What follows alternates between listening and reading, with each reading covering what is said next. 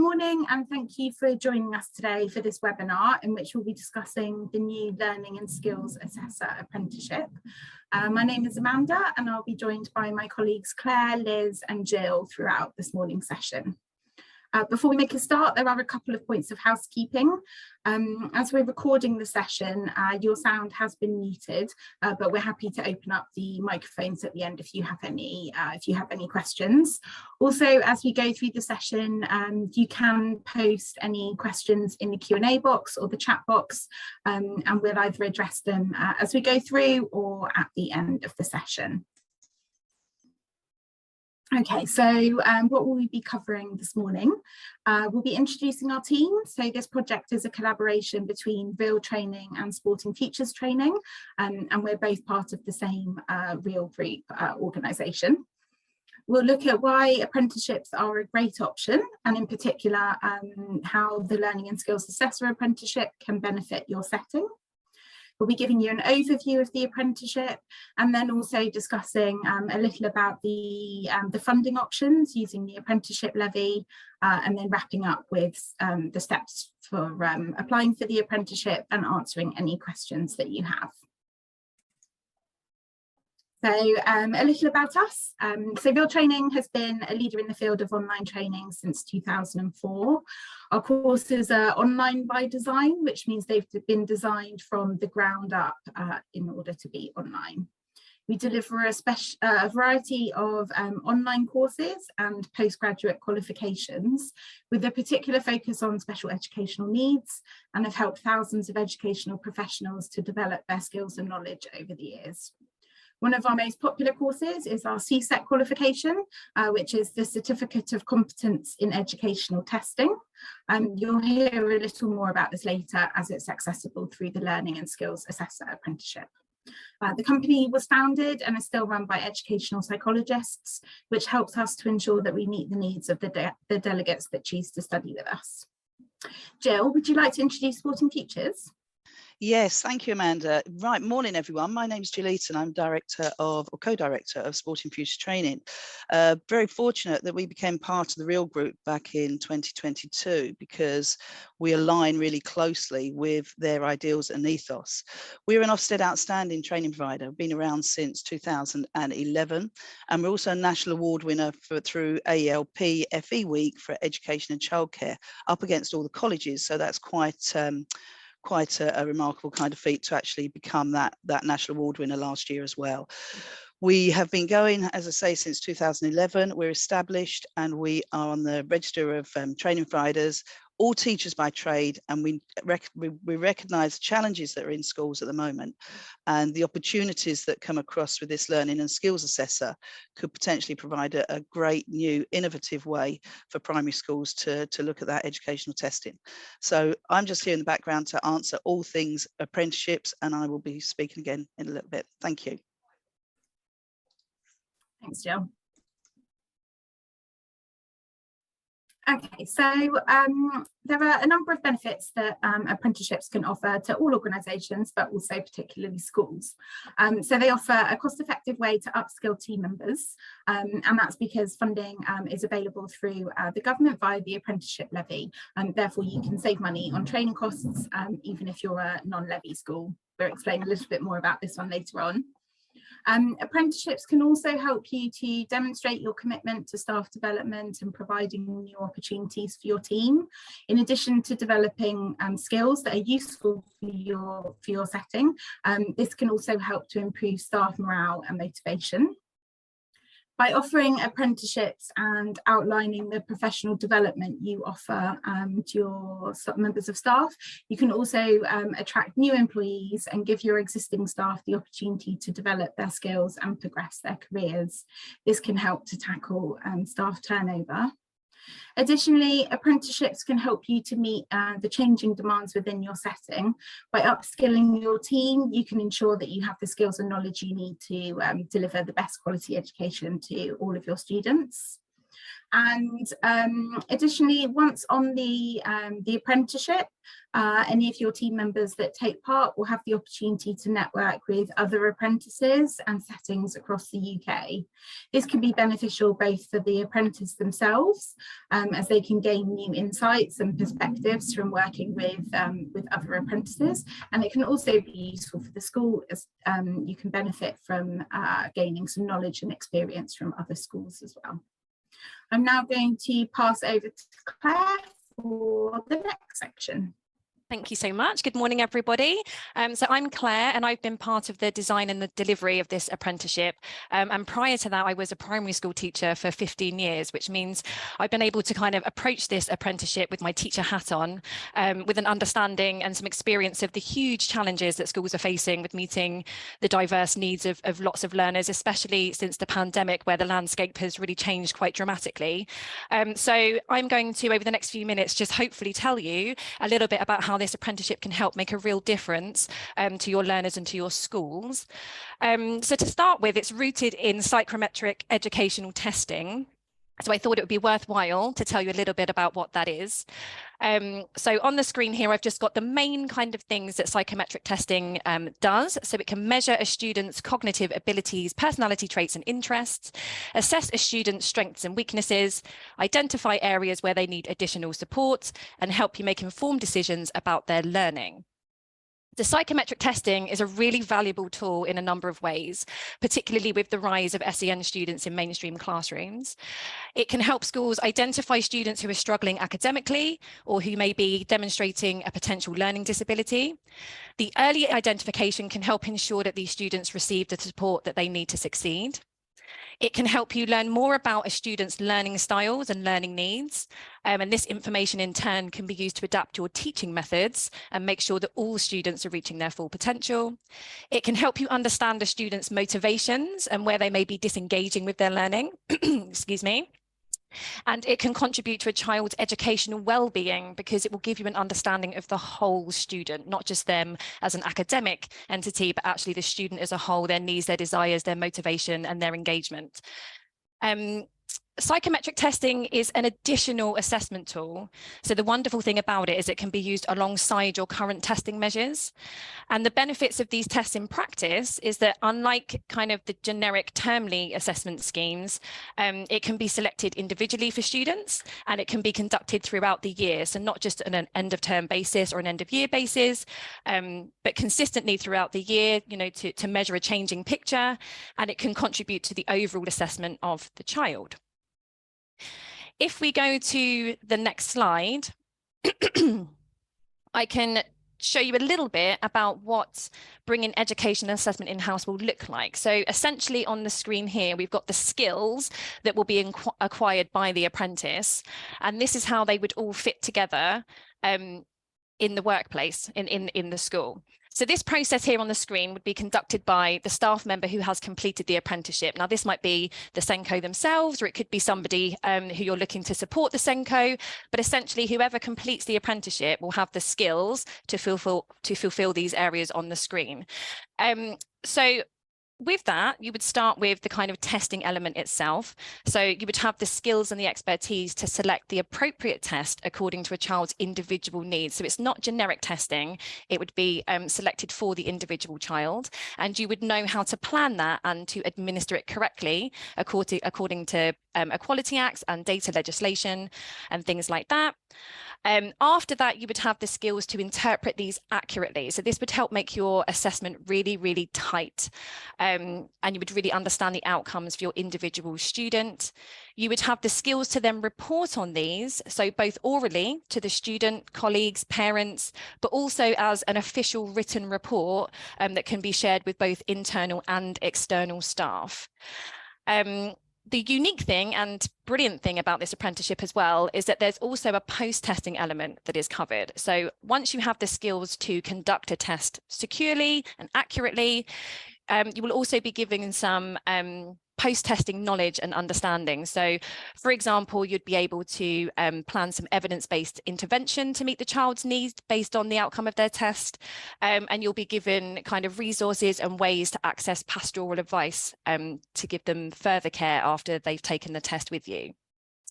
And the overall impact of this, once you piece it all together, is that you will understand the individual learning needs of students. This could be their attainment gaps, it could be their learning motivations, it could be their learning needs, it could be if they're signposting towards a special educational need. It will help you to develop and deliver post-testing strategies to meet these needs, and then overall improve the student learning experience and their outcomes. So that's what it looks like as a neat little package once you've completed the apprenticeship.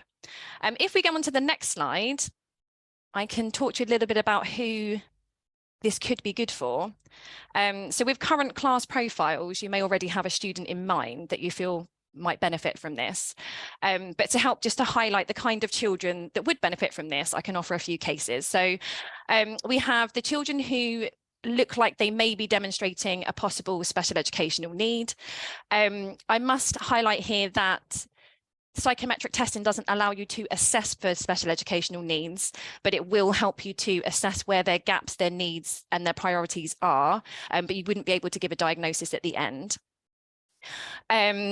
We have the silent child. So you may refer to these children differently in your setting, but generally these are the children who are often missed because they sit under the radar. They're quite quiet. Maybe they're not engaging in lessons. They're not answering questions, but you know they're also not achieving academically. And this would be a way to kind of, you know, really access their student and access that student and find out what's going on.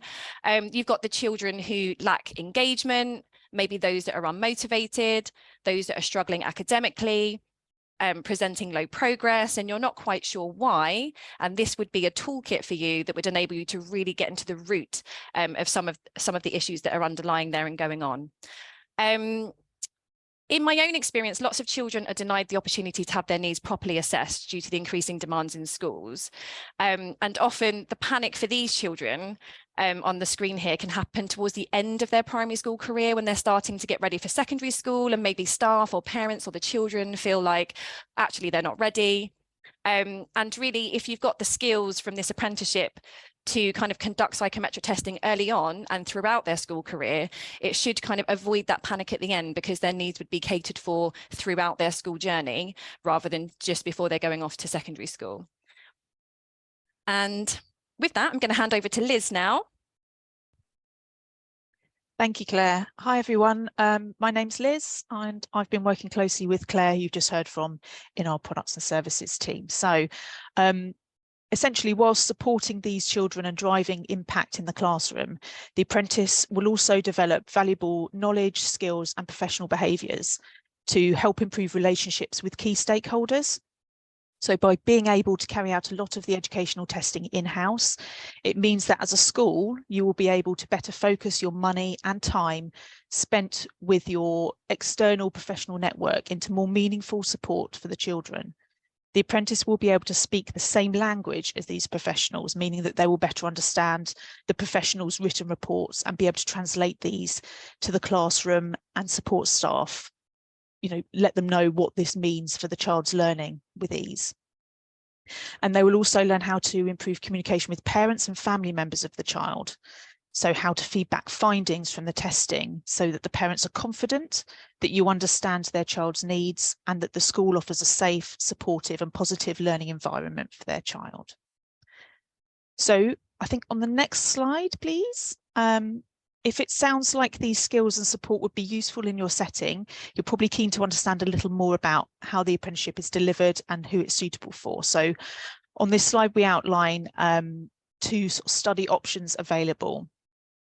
The apprenticeship can be completed on its own, fully funded using the apprenticeship levy, which we'll talk more about later. It's delivered online over 13 months with a mixture of live and self-paced content, fully supported by a team of highly qualified and experienced tutors. There's also the option to essentially upgrade the apprenticeship and gain an additional qualification. This value-added qualification is called CSET, the Certificate of Competence in Educational Testing. Amanda mentioned it briefly earlier. You may have heard of it. It's a well-established qualification offered by Real Training, and the apprentice can gain this simply by completing an additional small module, so some content and some project work on the theories of intelligence. To complete CSET alongside the apprenticeship, there's a small fee of £75 plus VAT. But not only does this upgrade mean that the apprenticeship will have achieved 2 qualifications, it also means that they will be able to register with the BPS, that's the British Psychological Society, to be a named test user and have access to a greater number of psychometric tests. As I mentioned, though, this upgrade is completely optional. The apprenticeship on its own will still allow your setting to have a trained test user who will deliver meaningful impact. Next slide, please. Thank you. In terms of how the apprenticeship is delivered, as I mentioned already, it's fully online, so there's no travelling time or expense required. The apprentice will, however, require a commitment from the school for some release time for the live training sessions, and also support to ensure that they have sufficient time and capacity to be able to complete the required practical elements of the programme. Our learning model is simple. The apprentice will develop skills, knowledge and professional behaviours through learning sessions with our experts. They will apply this learning in your setting, and they will reflect on how this has impacted and supported students' own learnings and outcomes. There are 2 main types of learning sessions, both of which are delivered online. We have masterclasses with our expert tutors, which are maybe more traditional yet still interactive classroom style sessions where the tutors share their knowledge and expertise with the full cohort of apprentices. There will be a 3-day training session near the start of the apprenticeship, and further full cohort masterclass sessions will be around 2 hours long. The other type of learning sessions will be workshops, which will be in smaller groups to allow for discussion, Q&A, best practice sharing, and other activities to help embed their learning. These will be approximately 90 minutes long. Apprentices will then apply this learning in the school through a series of practical projects, research tasks, and other activities. This further embeds their learning and, of course, also means that the apprentice can start to make an impact in your setting. For example, some of the tasks will include things like reviewing current assessment provision in your school, planning and administering tests with pupils, and determining suitable support plans for these pupils. The final part of our learning model gives apprentices, tutors, and the apprentice managers or mentors in the school an opportunity to reflect and review how the apprentice is getting on and what impact they have managed to deliver in the school so far. We'll be discussing what the next steps may be. There are 5 progress reviews which take place online at key stages during the programme. And a curriculum plan with all the training session details and dates is discussed at the induction meeting before the apprenticeship starts, but it can also be shared in advance of this if you're keen to plan ahead. Okay, so next slide, please. In terms of the timings, the apprenticeship itself is 13 months long, but remember that the impact for the school starts straight away through their practice-led projects and through development of their new knowledge, skills and professional behaviours. You can already book a place on this apprenticeship by completing a simple form, which we'll send to you as part of the follow-up from this webinar. It's also online if you want to have a look. Places are limited for September, so do get in touch sooner rather than later. Once you have secured a place on the apprenticeship, the apprentices would then start in September after an initial meeting with the team at Sporting Futures. As I said, this is when you'll talk through the curriculum plan in a little more detail. The apprentice and apprenticeship manager or mentor at the school would also attend this meeting. It's a great opportunity to ask questions, any final questions before starting. Although the team are, of course, always at the end of an email or phone if any questions arise before this meeting or, of course, after. And on the next slide, so I'm sure, you'll be thinking to yourself, okay, thinking about who perhaps in your setting you might want to put forward for this apprenticeship. Firstly, the programme has been developed with primary schools in mind. It's currently only open to primary schools, so the content will be relevant for the challenges that you face in your primary setting. And the apprentice will be able to network and share best practice with like-minded peers in similar settings. In terms of who within the school should do the apprenticeship, it really is open to whoever you think would be best placed in your setting to have these skills. You could sign up your SENCO and upskill them, or perhaps an experienced teacher, TA, HLTA, supporting SENCO, assistant SENCO, for example, and then these people would be able to support the work of your SENCO in your school. The only real eligibility criteria that we ask is that they have a good level of maths and English, particularly maths, just due to the nature of the content of the course. Okay, so that was the course in a nutshell. Obviously, if you've got any questions, then do feel free to pop them in chat and we can cover them at the end. If you want to discuss more about the programme as well, after this, please do get in touch. For now, I'll pass you back to Jill from Sporting Futures team, who will share a little bit more about the apprenticeship levy, and then hopefully we'll have time for questions at the end. Thank you, Liz, and thank you, everyone. I think that's a real comprehensive overview of what the Learning and Skills Assessor Apprenticeship is and can be for a primary school. And it's a really exciting opportunity to actually, it's the first time this has been done. It's the first time, you know, we've looked at it in this way. So it's one to really kind of work with, I suppose. So anyway, apprenticeship levy, we did say it's a cost-effective way doing the apprenticeship. It's a way, if you flip the apprenticeship levy to look at it as a CPD budget, then it really works well for your school. Now, apologies if some of you know what I'm going to be talking about now, but just in brief. So the government brought in the apprenticeship levy, whereby if your wage bill was over 3 million, then 0.5% of your wages were automatically taken away and put into what was called an apprenticeship levy pot. So that sits there. So whether you are employing apprentices or not, that money is put into an apprenticeship levy pot on behalf of your organisation. That money that is in there can only be used on apprenticeship training. I'm going to pluck a figure out of the air. I'm going to say, let's just say a school contributes £5,000 to a levy pot. That has to sit there, and then the following year that will be £5,000 will go in again. It mounts up. If you don't use it, after 2 years that money is taken back by the government. Every apprenticeship standard has a funding band attached to it, and forgive me, it's £5,000 for the Learning and Skills Assessor. That is that funding band. That's set by government. Teaching assistants have a £7,000 funding band. So every apprenticeship standard has a different funding band. That is the money that Sporting Futures Training access for the delivery of the apprenticeship. And we access that through the digital account service with an access button, as it were, to the money that's in your levy pot, if you are levy paying. So if you had 3 apprentices on the Learning and Skills Assessor, that's £15,000. And that would come from your apprenticeship levy. If you do not have a wage bill of 3 million, if it's less than that, then you are classed as a non-levy paying school.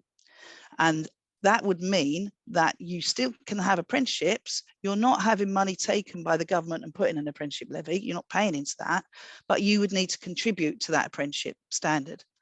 The government pay 95% of the training. So you pay a 5% of whatever that funding band is.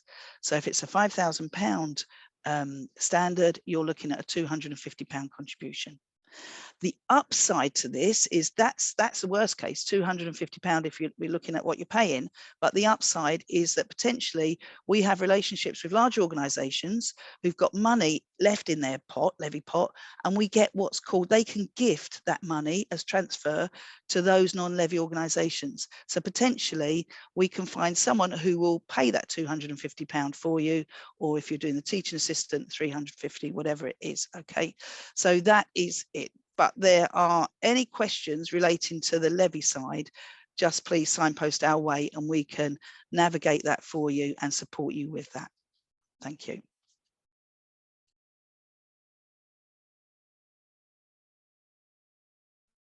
Great, thank you, Jill, for that. And then we just have a final slide here, really, which is just if you are interested in either finding out more or reserving your place in time for September, then we have an online reservation form which will just ask you a few simple questions. Following that, you will hear from the team at Sporting Futures, and that's a great opportunity again go through sort of all the requirements with regards to kind of assessments and who your mentor is going to be and things like that. As Liz mentioned, there will be a comprehensive induction meeting prior to the start of the apprenticeship, which just allows all of the parties to get together. So the tutors from our Sporting Futures team, so everybody's kind of on the same page and knows the expectations there. So as we said earlier, the reservation form is now accessible for you to reserve your place, and they would be the apprentices would be starting in September. So I think that's kind of the end of the cover with you this morning. Thank you so much. I can see we have had a couple of questions come in from the chat, so let me just open those up. Thanks, Liz. I can see you've been responding to a couple of those. That's great. We've had another question about whether it's possible for more than one apprentice to join the programme from the same school.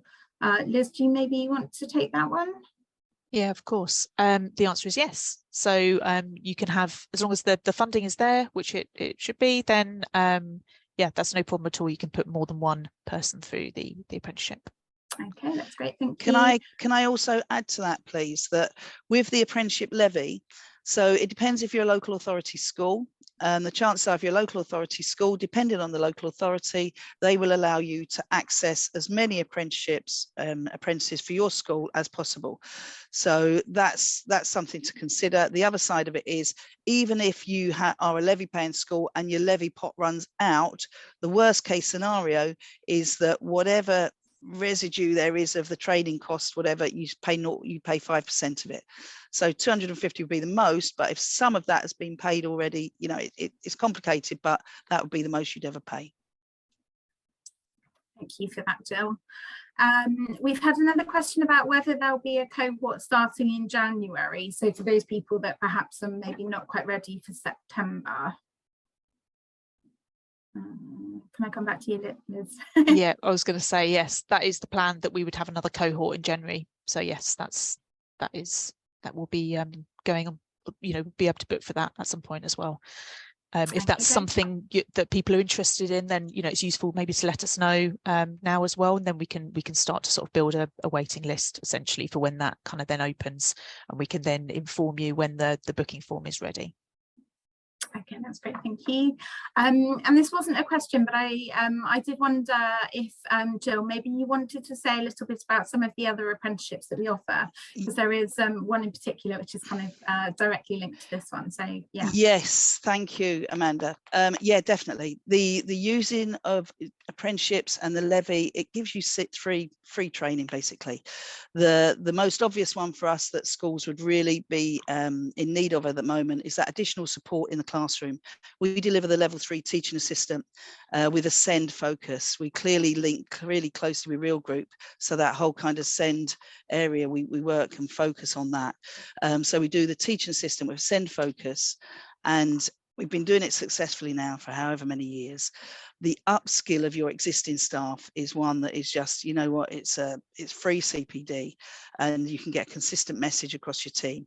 We have schools whereby they've had 4 of their teaching assistants on the apprenticeship. They've accessed their levy, so they haven't paid anything. The only commitment there is the time. So every other week it's a morning out of classroom. So those are the considerations. But when you're looking at a multi-academy trust or just a single school, you can have that consistent message going through with that free training, obviously, with the CPD and the apprenticeship side. So we're there, and we also do the PE apprenticeships as well, so, and early years. So it's all there. So it's just a case of, if you look on the website, sportingfuturestraining.co.uk, you'll see what we do. But we're here and more than happy to come in and speak to people as well. And any questions you have, please just fire them our way. Thank you. And then another follow-up question: when will the 3 full training days be for the September cohort? So these would be the live sessions. I haven't got the dates all in front of me. I think they were penciled in for near the end of September. I can double check that if someone wants to know those dates specifically.